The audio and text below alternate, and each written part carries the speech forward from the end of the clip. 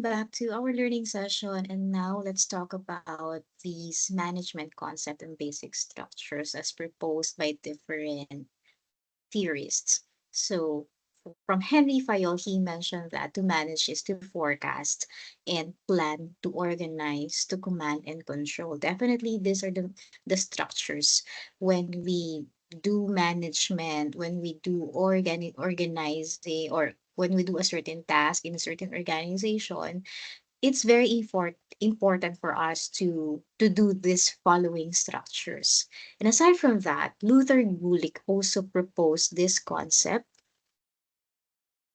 POST-CORP, or in other words, planning, organizing, staffing, directing, coordination, reporting, and also budgeting. Then another theorists introduced this structure in management by O'Donnell and Coons: planning, organizing, staffing, directing, and controlling. So let's talk about this specifically one by one. For planning, okay? When we do the planning, there are different steps on how are we going to do proper planning. And there is no such single approach to creating a strategic plan. Most approaches can be boiled down to this specific overarching steps. And then one of the specific steps is number one, awareness. Define what is your vision. Visualize what you wanted to do, what you wanted to achieve, and that way you can create specific goals. Remember that vision, these are collection of mission, goals, and milestones, as well as the tasks. So when you have this clear vision of you wanted to achieve, visualize, no? Vision, and then what are the things that you wanted to do, or what you wanted to achieve, and that's the time that you will create your mission. And each mission statement, say for example you have provided their mission statement one, mission statement two, and yada yada, then each of it is also comprising of specific goals. So definitely once you achieve a specific goal, you have, or once you achieve a set of goals, you have achieved a specific mission. And then goals are comprising of milestones. So once you have achieved a specific milestone, you have achieved one goal. Then milestone, for you to achieve that one, you have to accomplish set of tasks. So that's the step one. Create an awareness by creating your vision, mission, and then step number two, establishment of goals. Identify, assess where you are, determine what are those target objective that you wanted to achieve. And then step number three, you have to determine what are your premises, what are your priorities. So, you can have this specific scope. Ano lang ba yung sakop? Ano lang ba yung scope of responsibilities natin for this specific plan? And then step number four, define those, or identify, evaluate, and then select specific alternatives. You define what are the accountabilities, what are the responsibilities, distribution of the responsibilities. Identify that one. And then once you have identified, evaluate, and then select alternatives if this specific step didn't work out. So each step requires close collaboration as you build a shared vision, strategy, and also implementation and system for understanding a certain plan. And then the last part of this one to make it a success in planning is the formulation of a supporting plan. What would be the supporting plan for this? Okay. So it's important that we have, or we apply these contingency approaches. What would be our supporting plan? This one didn't come out. to according to what we have planned, or according to what we have visualized itself. Okay. Next, we also have the concept of organizing. So this is a way for us how to structure. How are we going to structure things? How are we going to sort things out? How are we going to organize so that we can, batch our tasks? We can identify what are the priorities, what are the necessary or the necessities, what are the most important thing that we need to do first. So that is the concept of organizing. How about the staffing? Okay, for the staffing is about choosing the right personnel or choosing the right people to do this particular job or role. So there are some identification. So there are standards that you need to identify who fits for this role. So that includes the training, that includes the hiring, selection of right people according that is aligned to their expertise. Okay, you cannot give a certain job or a certain role to a person who is not expert on that field, right? Let's say, for example, when you are having a group activity, diba, normally you're assigning a specific task kung saan magaling yung yung colleague ninyo, yung team member ninyo. If this member is good at creating designs, creating or something that is related to art, you give task related to that. And then second, when the person or your team member is good at editing, video video editing, photography, you also give that role because that fits to their skill set. Okay? So that is what we meant by staffing. Training is part of that kasi we want to hone, develop, and expand the skills of our members, our people. Hiring is also part. What about directing? As what you have presented, elements of directing consist of the following. Supervision.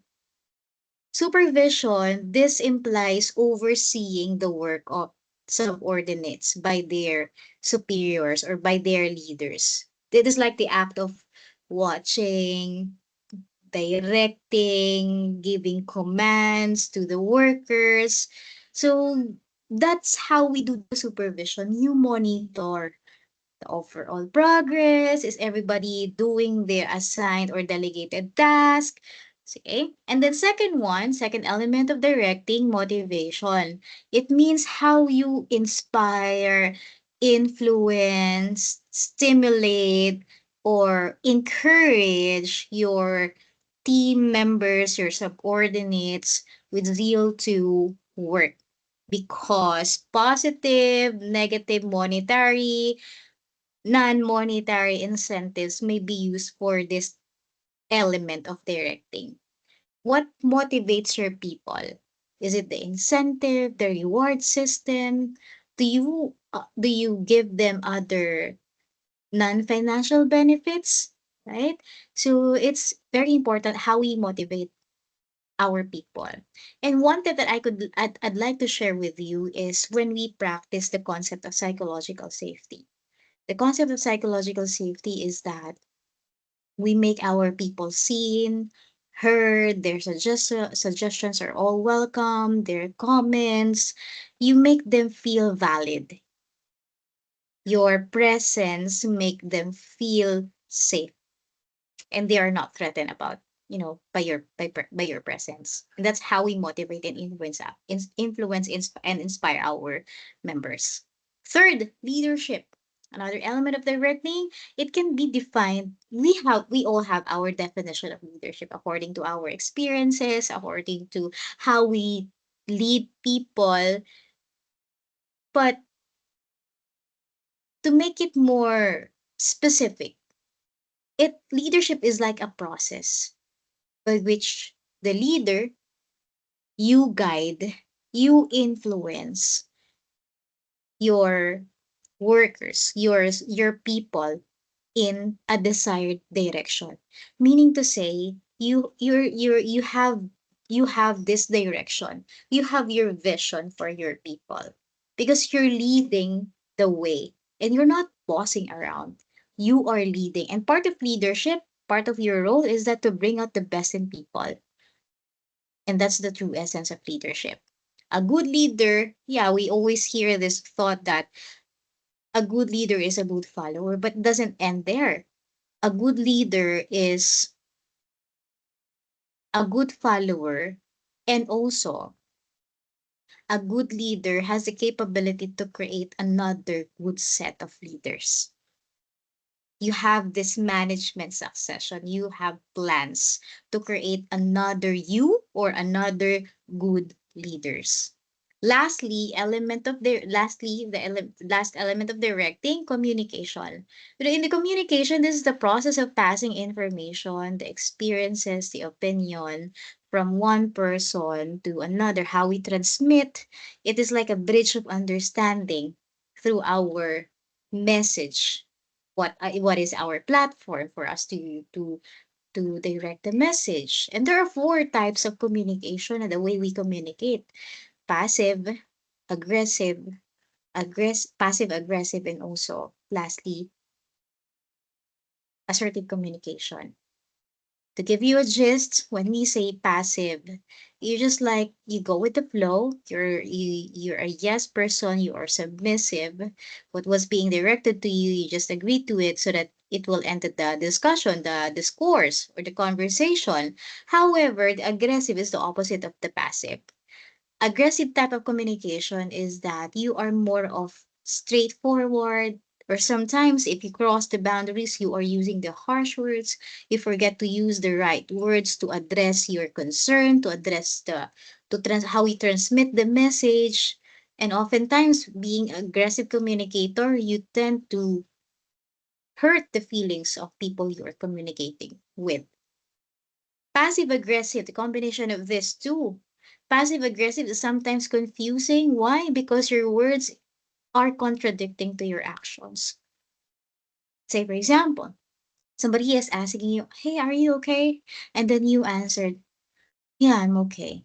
But your body language says that you're not okay, right? Another thing is that two faces. People who are having this two faces, who are in when you talk to this type of people, type of these people who who communicate like this, they will just they will show you this positive behavior, but back on their mind or behind your back, they are saying a lot of negative things against you. That's the passive aggressive. Other instances, say for example, in your personal relationships, you are providing this silent treatment when your friend, your partner, boyfriend, girlfriend, husband, wife asking you, "Are we okay?" And then you said, "Yeah, we're okay." But and then again, you're giving them silent treatment. Hindi pala okay. No? You're not addressing things out, no? So that is the passive aggressive. And what's the best among these four types of communication is the assertive communication. You are confident, you're straightforward, yet you know how to use the right words when you communicate to people. Say, for example, you want to give feedback, you want to correct the mistake done by your people. Pwede naman mag-correct ng hindi nakaka-offend eh. We can use the right words. We can use the constructive criticisms, feedback that they will get the point, and at the same time, they will not be hurt. So there is also the essence of emotional intelligence, the way we communicate when we use assertive communication. And that is the most essential thing when we communicate, especially in a professional setting, when you started working. So that's the communication. Okay. Now, if you have any questions, you can type it down to our comment section, to our chat room, and feel free to address this during our lecture session. Okay, let's move forward to another structure or another functions of management, which is controlling. Okay, controlling, this is one of the most crucial function of management because it involves identifying what are the errors, what are the mistakes or deviations from the set of standards and taking corrective measures. It also implies the measurement of accomplishment against the standard and correction of, certain things. It's like measuring the gap between the target objective or the target performance, the standards, versus your actual performance. So this is like a process of checking whether or not proper progress is being made towards the objectives and goals, and acting if necessary to correct any deviation. So how are we going to do controlling? So when we do the controlling, first step is to establish standard performance. Identify what would be the standard. What is our target goal? Second, measurement of the actual performance. So let's say, for example, the standard performance, you are aiming for flat 1. And then when you measure your actual performance, you only get, or you only get a certain grade of 1.25. So your standard performance is flat 1, then you get only you only get this 1.25. That is now the third step. You compare now your standard performance versus the actual performance. So let's try to compare now. One, standard performance versus actual performance 1.25. Therefore, there is what? Negative gap, 0.25. Because you weren't able to achieve the standard performance, which is 1. Okay? In that way, since it is a negative gap, you will now provide corrective action. What if, Miss Jel, our target performance is only 1.5 and I was able to get 1.25. What do you mean by that? If you get a grade surpassing the standard performance, the gap is known as positive gap because you exceeded the standard performance. You're only aiming for 1.5, eh. And then yet the actual performance, the result of your performance, you were able to get 1.25. Therefore, there is a positive gap. Are we going to provide corrective action, Ms. Jill? What we're going to do there is that reinforcement. How are we going to maintain that performance? How are we going to strengthen that performance if that happens? No, kapag positive. If it is a negative gap, then we will provide corrective action. You provide what would be the necessary suggestions, recommendations, so that the next time around when we do this, it will no longer be repeated. It will not happen again. That is why we provide corrective action. So the same example in your final output, but you'll be having your outreach program. Therefore, in that after you accomplish your program, we will do this controlling part where we will provide corrective action.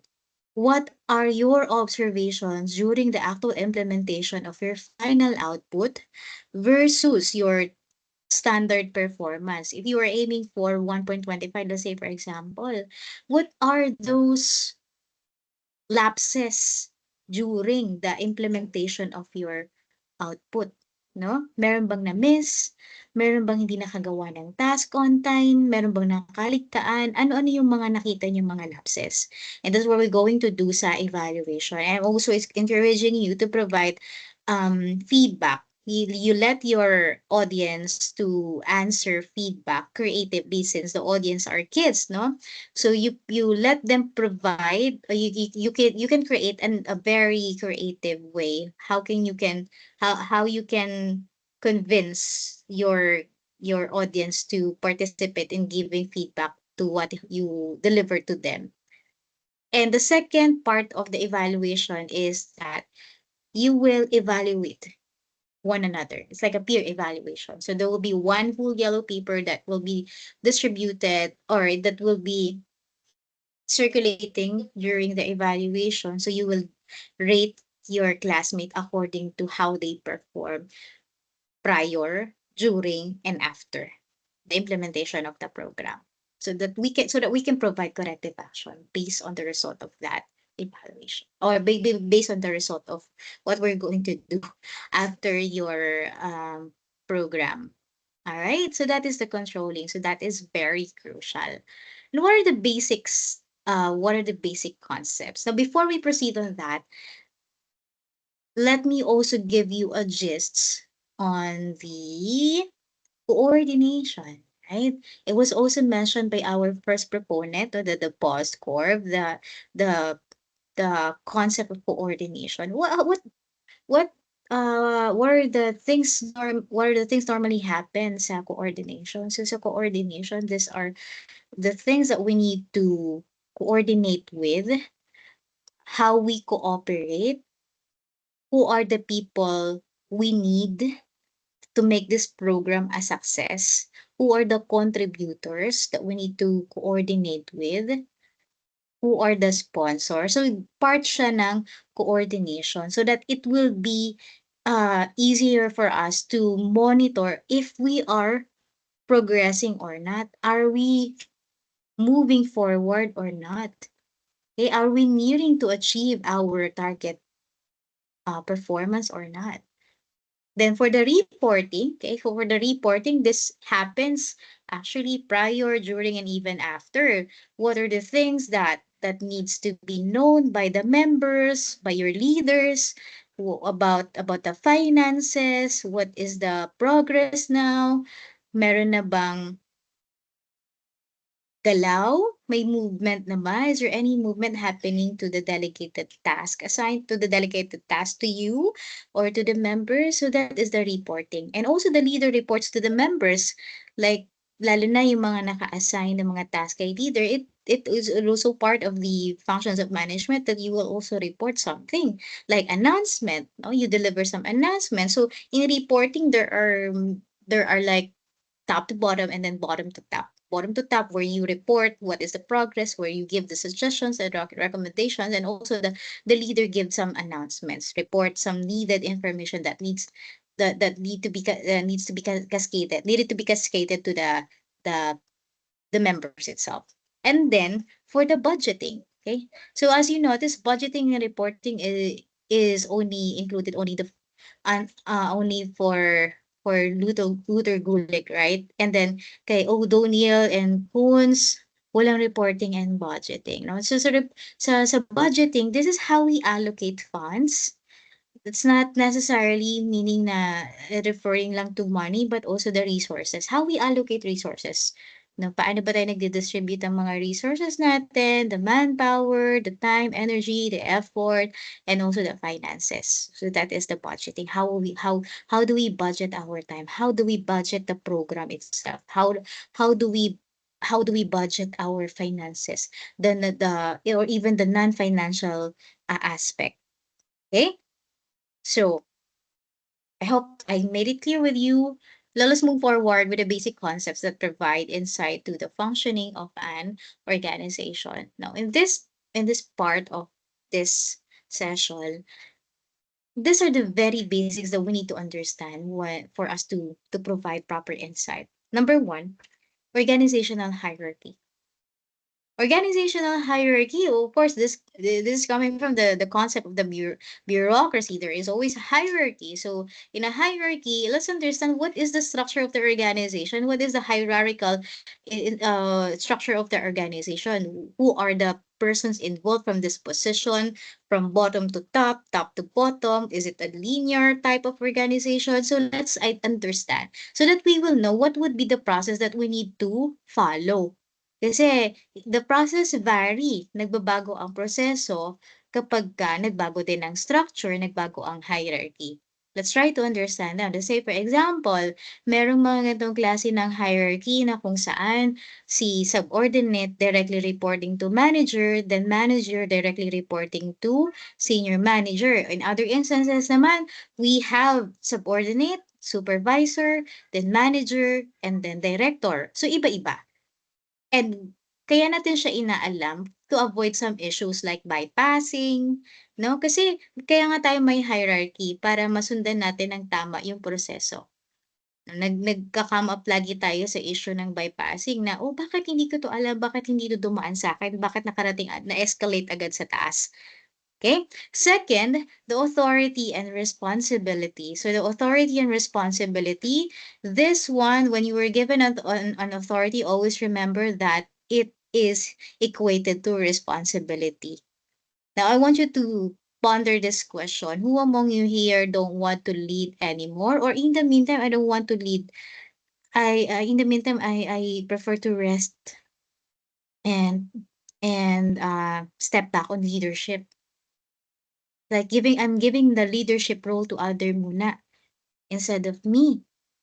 So some might say, ayaw mo na mag-lead, ayaw mo na ayaw mo na ma-promote kasi may katumbas siya na responsibility. The higher the authority, the higher the role, the higher the responsibilities, numerous responsibilities. Kaya yung iba, hindi mo na nagtatake ng leadership role. And that is true. That's the reality. There are really people, some people are considering those kind of instances, right? And then lastly, the delegation of authority. This is like decentralization. It is important to delegate authority because in an organization, it's not like a one man alone who will do all the tasks. You have to distribute all the tasks so that it can be more effective and efficient. If we are gearing towards on achieving our vision, our plan, then delegate. Learn how to delegate. Learn to distribute responsibilities to your members. Assign tasks so that part of it, no, as a leader, you will just monitor, you will just supervise. And then they will just report to you what is now happening, what is now the progress, about the delegated task to them. Okay?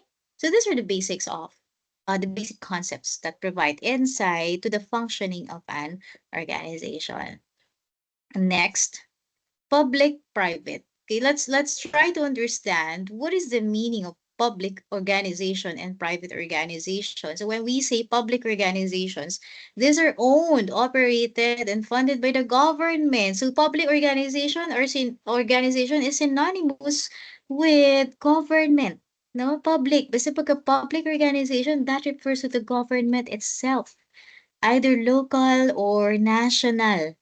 Private organization, okay, from the term itself, it is owned by private individuals or groups. Private, one of their intentions, one of their objectives is that to gain profit. So this too varies according to the purposes. Okay? Public, it was created by the public or government. Unlike a private organization, it was owned by private entities, individuals, organization, or group, a group of people. Now, how this public was being created? Public organization was created or set by the Constitution. Constitution set the formation of the public. And like on the other hand, when we say private, okay, it is subject to companies law. They're the one or the people there created this law for them to follow. Now, in terms of the funding, the finances, public organization is funded by the taxes, by the public budget. Taxes that are paid by the people. That is why every year we have this allocation of budget in every agency, and we all have the right to complain if the program implemented by the government is not effective and efficient, because that's our money. Unlike in private organization, this is funded by the investor's capital or share. You have your investment. That's why private companies are running. When you want to start a business, commercial organization, you have to invest, right? And then you are aiming for the return of investment, the ROI. So once you get that one, parang bawi-bawi na, right? So the public organization is not for profit motive because it is intended for public service as it was mentioned here on the fifth, oh no, on the sixth bullet. Now, private, these are profit motive. That's why you are creating a private organization. You're establishing a business because you want profit. That is the motive. Public organization, it is controlled by legislative and judiciary. Unlike private, it is controlled by the board of directors. Board of directors are part of the decision makers in a certain company, in a private company. Public, it is made for public delivery of the public service. Okay? All of those people who are working in the government are doing public service. Private, they are paying taxes, and this is where our government can generate income and can boost our GDP and our economy. And they also engage in various business activities. So business is business, right? How about non-profit organization? The non-profit organization, this is far different from public and private. Non-profit organization, these are created by private individuals as well, but the funds are coming from the donations. No? Donations or pwedeng starting up ng mismong nagtayo nung foundation or nung non-profit organization. Okay? Now, who are the members? Who are the members? The members are the volunteers, and they are not being paid by the nonprofit organization, not unless you are working in an NGO as one of the experts. Okay, so that is public, private. Now, if there are any questions or clarifications that you'd like to raise, feel free to reach me out in my email address. Thank you for listening, and thank you for your time and effort for watching this learning session. Have a good day.